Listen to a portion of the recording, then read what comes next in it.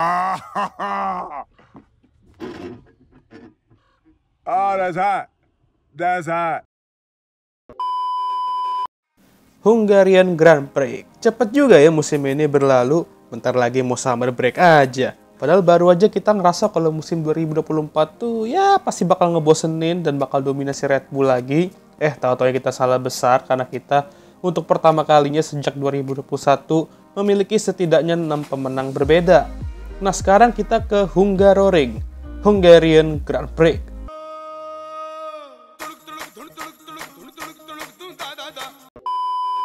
Balapan penultimate sebelum kita ke summer break. Nah, gak polling dulu kali ini soalnya gue males. Maklum, udah agak sibuk gue ya. Tapi minggu depan untuk Belgian Grand Prix gue pasti bakal balik dengan polling. Jadi slow aja lah. Nah hari ini gue mau bahas Hungarian Grand Prix 2014. Nah, ada apa dengan Hungarian Grand Prix 2014? Lagi-lagi kita bahas balapan tahun 2014 nih. Awal mula hybrid era F1 dan bisa dibilang awal mula downfall F1 juga. Karena suara mesin V6 hybrid saat itu yang kayak vacuum cleaner suaranya ya. Dan front wing beberapa mobil yang agak... Nah saat itu Nico Rosberg untuk kesekian kalinya meraih pole disusul oleh Sebastian Vettel di Red Bull-nya dan Valtteri Bottas di Williams-nya. Sementara itu mobil Mercedes yang satunya yaitu Lewis Hamilton ngebarbekyukan diri yang membuatnya harus start dari pit lane pas balapan besoknya. Ya, Mercedes tuh emang dominan banget di awal 2014 ini, tapi reliability mereka tuh masih kacau juga di musim itu. Berapa kali salah satu tuh bahkan dua mobil mereka tuh ada aja masalahnya ya kan. Nah, balapan dimulai dalam kondisi wet. Nico mampu start dengan baik sementara Seb turun ke posisi ketiga disalip oleh Valtteri. Dan nyaris kena salip oleh Nando, tapi mampu bertahan untuk posisi ketiga itu. Nah, karena start dari pit lane, membuatnya nggak bisa ikut formation lap ya, Lewis dengan rem dinginnya malah spin saat lap pertama, dan ya sedikit rusak front wingnya. Untungnya nggak ada kerusakan yang besar banget, dan Doi mampu terus lanjut, tapi di belakang. Pada lap ke-9, Nico benar-benar unggul dari yang lain, dan Lewis tuh mampu naik perlahan ke posisi ke-13. Tapi dengan Marcus Ericsson yang crash, safety car dikeluarkan, dan beberapa pembalap tuh masuk pit untuk ganti ban kering, kecuali dua McLaren yang masuk untuk ban intermediate baru. Nah, top 4 sudah melewati pit saat safety car dikeluarkan, yang membuat mereka harus memutar satu lap lagi untuk masuk ke pit. Dan akhirnya keunggulan mereka terkat begitu aja. Dan Nico yang tadinya posisi ke-1 jadi turun ke posisi ke-4, Valtteri malah terjun ke posisi ke-11 dari posisi kedua, sementara Lewis maintain di posisi ke-13. Yang diuntungkan di sini ialah Danny Ric, Red Bull-nya yang memimpin balapan ya. Nah, safety car tuh agak lama di sini untuk masuk karena Romain Grosjean yang kehilangan kontrol mobilnya dan crash saat safety car.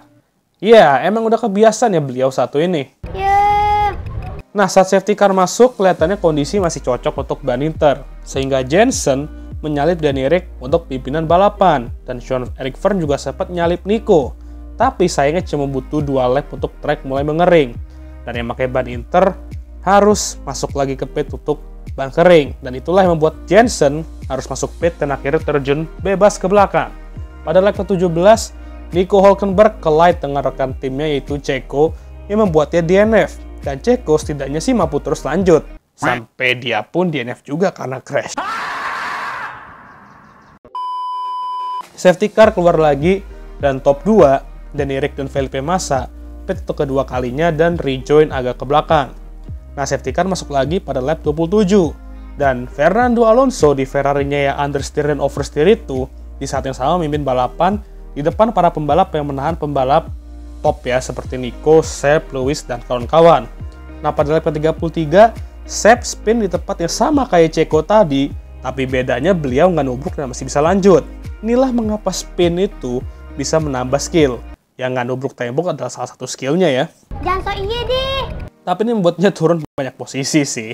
Nah, setelah fase pit stop kedua untuk beberapa pembalap, Danny Ric kembali memimpin dan Nico Rosberg terjun ke posisi ke-9.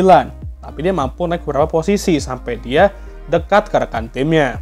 Nah, di sini Mercedes meminta Lewis untuk ngasih Nico lewat. Tapi Lewis bilang, gua nggak mau melankan diri untuk Nico. Jika dia mampu dekat ke gua, maka dia bisa langsung aja overtake. Makin panas aja duel keduanya ya kan? Dan disinilah hubungan mereka yang dari awalnya bestie jadi hate-hate. Ya gue tahu itu nggak jelas ya. Nah, Danny Ric dan Nico Rosberg pit lagi untuk ketiga kalinya. Dan sekarang tugas mereka adalah mengejar pembalap yang cuma 2 kali stop. Pada lap ke-62, Nando, Lewis, dan Danny Ric mampu berada di jarak yang dekat dan mereka akan bersaing untuk kemenangan itu. Disinilah keseruannya meningkat. Danny Ric mampu menyalip Lewis untuk posisi kedua pada lap 67 di bagian outside dan mampu menyalip Fernando Alonso untuk posisi pertama di lap berikutnya dengan sisa 2 lap lagi ya. Ini nih yang bikin kita kangen sama old Danny Ric ya kan. Enjoyable banget lah lihat manuver-manuver overtake-nya. Kalau sekarang mah ya enjoyable lihat nyengirnya aja. Nando pun harus kerja keras bagaikan kuda juga untuk menahan Lewis Hamilton. Sementara itu, Nico Rosberg yang tadi itu jauh di belakang mereka mampu mengejar keduanya dengan ban softnya karena bannya seger dan ban Nando dan Lewis itu udah habis ya. Nico hampir menyalip Lewis di lap akhir, tapi gagal. Dan ini membuat Danny Ric kembali memenangkan balapan F1 untuk kedua kali dalam karirnya, disusul oleh Nando dan Lewis.